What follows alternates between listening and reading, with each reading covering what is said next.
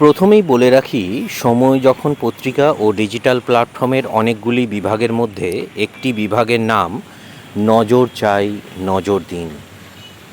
কারণ এই সমাজ ব্যবস্থায় সমস্যামুক্ত নয়, তাই নানান সমস্যা নজর চাই নজর দিন বিভাগে আমরা তুলে ধরে প্রশাসনের দৃষ্টি আকর্ষণ করি। এবারের বিষয় রাস্তা। এবার চলুন দেখে নিই এবং শুনে নিই রাস্তার কি অবস্থা।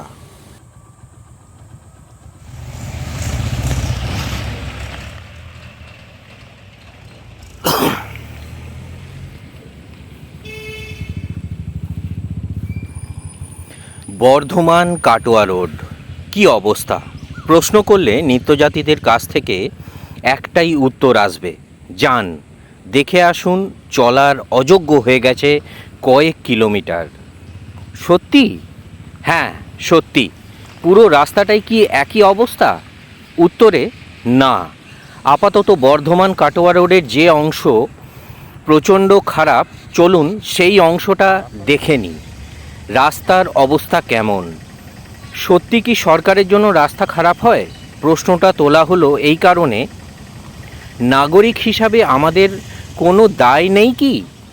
পিচ রাস্তায় শত্রু হলো জল, অথচ দেখবেন যেখানে রাস্তা খারাপ হচ্ছে সেখানকার জল নিকাশি ব্যবস্থা খুবই খারাপ।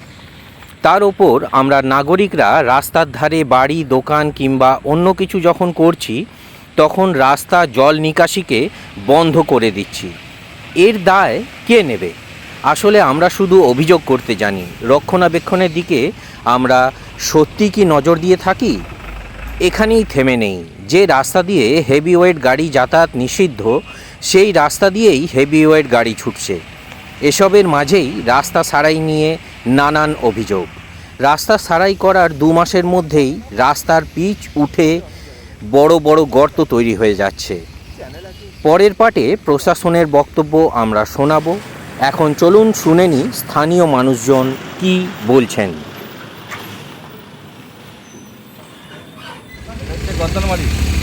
মানে রাস্তাটা কি? রাস্তা বর্ধমান টু কাটোয়া রোড। কাটা রোড, রাস্তার অবস্থা কেমন? একদম রাস্তার অবস্থা বেহাল। হ্যাঁ বেহাল। কতদিন ধরে চলছে এরকম অবস্থা? এই অবস্থা প্রায় বর্ষা লেগেছে, পয়লা আষাঢ় থেকে আষাঢ় মাস।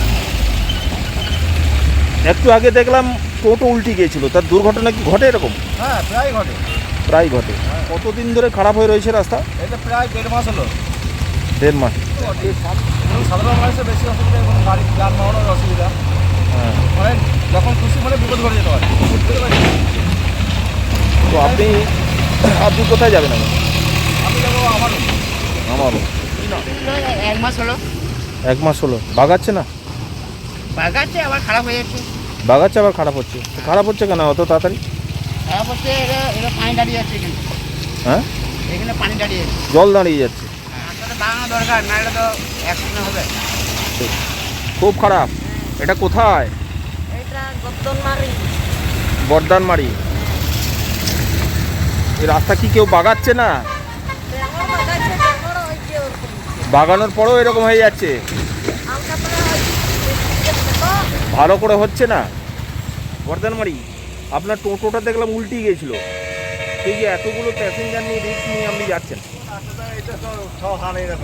এরকমই? হ্যাঁ। এটা কোথায়? এটা জায়গাটা কোথায় অ্যাকচুয়ালি? কোথায়? এটা বর্ধমানে বর্ধমান কাটোয়া রোড। হ্যাঁ, বর্ধমান কাটোয়া রোড। আপনি কি টোটো নিয়ে এখানে ডেলি যাওয়া আসা করেন নাকি? মাঝে মাঝে জল পড়ে। মাঝে মাঝে। এটা গভীর খাত, আমি বুঝতে পারি না জল ভরা আছে। হ্যাঁ হ্যাঁ। কি হোক, ওটা রাস্তা তো এরকম হয়েছে। কোথা থেকে কোথা পর্যন্ত রয়েছে রাস্তাটা এরকম? লজা থেকে একবারে 6 মাইল। নরজা থেকে 6 মাইল পর্যন্ত রয়েছে। আপনার নাম কি? হ্যাঁ সেখানে